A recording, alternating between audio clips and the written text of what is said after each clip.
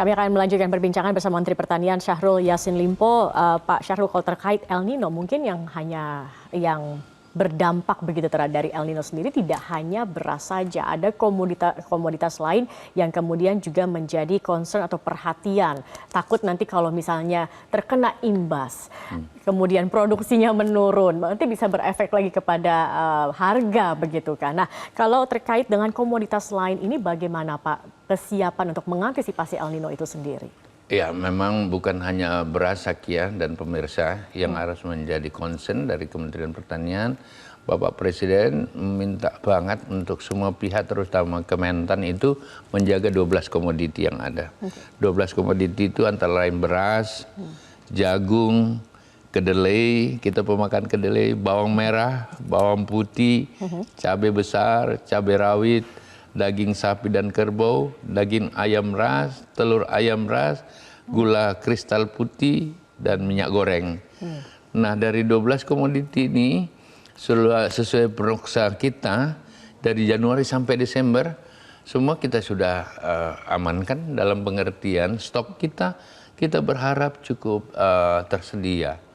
Dan sampai hari ini neraca itu menurut kami di Kementan sangat aman. Artinya aman, walaupun sekali lagi Bapak Presiden minta kita tidak overconfident atau PD, percaya diri berlebihan, khususnya beras.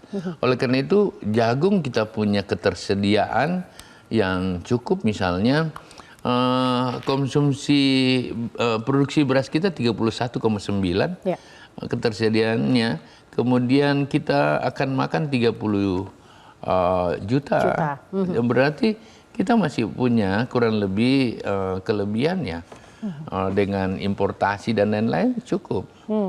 Jagung itu produksi kita 17 juta ton, ya, dan total ketersediaan karena ada carry over dari tahun awal adalah 21 juta, kemudian kebutuhan kita 16 juta.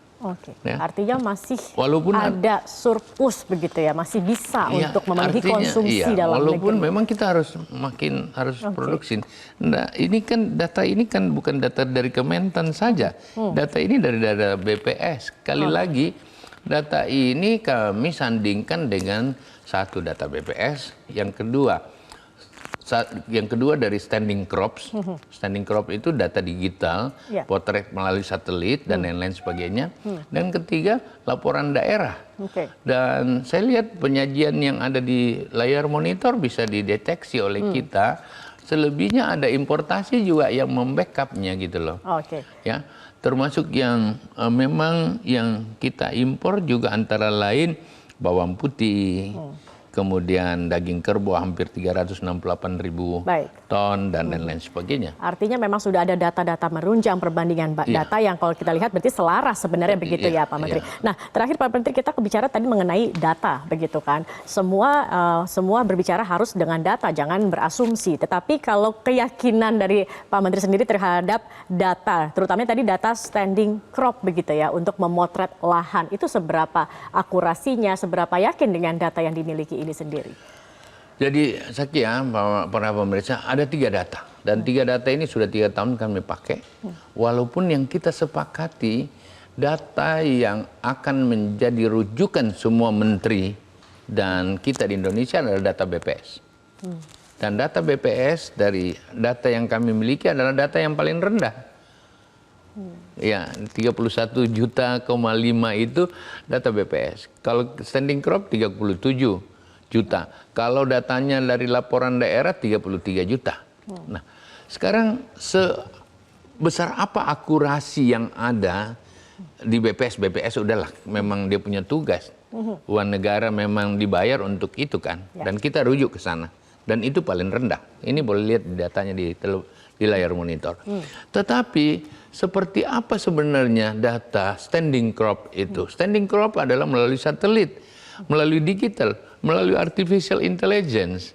Dan di era seperti ini, kalau masih ada orang tidak percaya dengan pendekatan digital system, pemotretan by satelit, kemudian setelah data ini ada kan, kita kan nggak diam aja.